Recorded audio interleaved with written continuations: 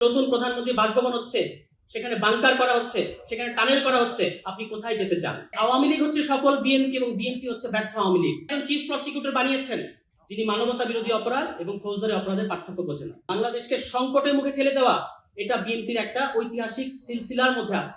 সাবেক অন্তর্বর্তী সরকারের সাবেক স্বরাষ্ট্র উপদেষ্টার চেয়েও ব্যর্থ স্বরাষ্ট্রমন্ত্রী তিনি। একটা সত্য কথা আমরা তার মুখ থেকে শুনি, এবং তিনি একজন প্যাথোলজিক্যাল লায়ার।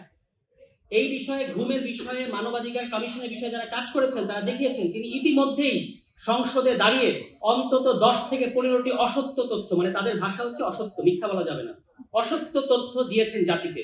এবং যে কোনো সভ্য গণতান্ত্রিক দেশে এরপরে তিনি আর আইনমন্ত্রী হিসেবে থাকতে পারেন না। এবং তারা একজন চিফ প্রসিকিউটর বানিয়েছেন যিনি মানবতা বিরোধী অপরাধ এবং ফৌজদারি অপরাধের পার্থক্য বোঝেন না।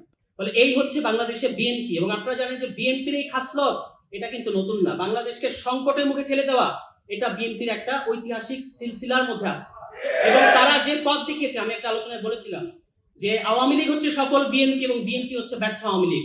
কারণ আওয়ামী লীগ বিএনপি যে রাস্তা দেখিয়ে গেছে ওটা তারা করতে পারেনি, সেই কাজগুলি আবার এসে আওয়ামী লীগ করে দেখিয়েছে, খুব সাকসেসফুলি করেছে।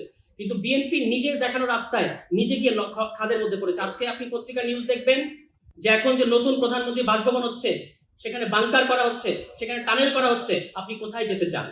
আপনি কোথায় যেতে চান? সংসদে তো আপনি নির্বাক থাকেন। এবং পার্লামেন্টারি ডেমোক্রেসির নামে আপনারা দেখেছেন যে স্বরাষ্ট্রমন্ত্রী তিনি ক্রীড়া বিষয়ক প্রশ্নের উত্তর দেন, স্বাস্থ্য বিষয়ক প্রশ্নের উত্তর দেন, তিনি সব্যসাচী সমস্ত বিষয়ে প্রশ্নের উত্তর দেন। শুধু নিজের মন্ত্রণালয়ের অবস্থা ওই সাবেক অন্তর্বর্তী সরকারের সাবেক স্বরাষ্ট্র উপদেষ্টার চেয়েও ব্যর্থ স্বরাষ্ট্রমন্ত্রী তিনি। দুনিয়ার সমস্ত বিষয়ে তিনি উত্তর দিচ্ছেন, শুধু নিজের মন্ত্রণালয়ের খবর নাই। গত 2 মাসে তাদের নিজেদের অন্তর্কন্দলে এই পর্যন্ত 30 জনের অধিক বিএনপি নেতাকর্মী হত্যার শিকার হয়েছে। কিন্তু তিনি বাংলাদেশকে সংবিধান পড়াচ্ছেন, যে সংবিধান আবার প্রতি পদে পদে প্রতি বাক্যে বাক্যে তিনি ভুল বলেন, বিভ্রান্তিকর তথ্য দেন। তিনি মনে করেন সংবিধানের ধারা উপধারা 115 অনুচ্ছেদ এটা আছে, 64 অনুচ্ছেদ এটা আছে, এইটা বুঝাই নাকি সংবিধান বোঝা। তিনি এখন বাংলাদেশে অপ্রতিদ্বন্দ্বী সংবিধান বিশেষজ্ঞ হয়ে গেছেন।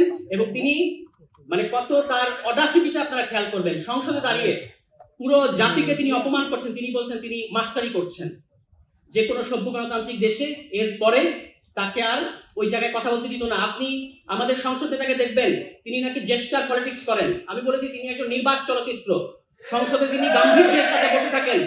তিনি জুলাই সনদ নিয়ে কথা হয়েছে, বিরোধী দলের নেতা কথা বলেছেন, চিফ হুইপ কথা বলেছেন, বিরোধী দলের সমস্ত সংসদ সদস্যরা কথা বলেছেন, কিন্তু আমাদের নির্বাক চলচ্চিত্র একটা সেকেন্ড মুখ থেকে একটা শব্দ বের করেন নাই। তার পক্ষে কথা বলেন স্বরাষ্ট্রমন্ত্রী। ফলে যেহেতু অন্যান্য নেতৃত্ব কথা বলবেন, আমি আর কথা বাড়াবো না। শুধু একটা জিনিস আপনারা খেয়াল করবেন, মাছর ন্যায় বড় মাছ ছোট মাছকে গিলে খায়। আর বিএনপির এই সংসদীয় স্বৈরতন্ত্রে ছোট রায় বড় রায়কে গিলে খেতে চাচ্ছে। কিন্তু আমরা 11 দলীয় জোট এবং বাংলাদেশের জনগণ যতদিন আছে আপনাদেরকে আমরা গণ রায়ের বিরুদ্ধে যেতে দেব না। যদি যেতে চান তাহলে যতই বাংকার করেন, যতই টানেল করেন, কোনো লাভ হবে না।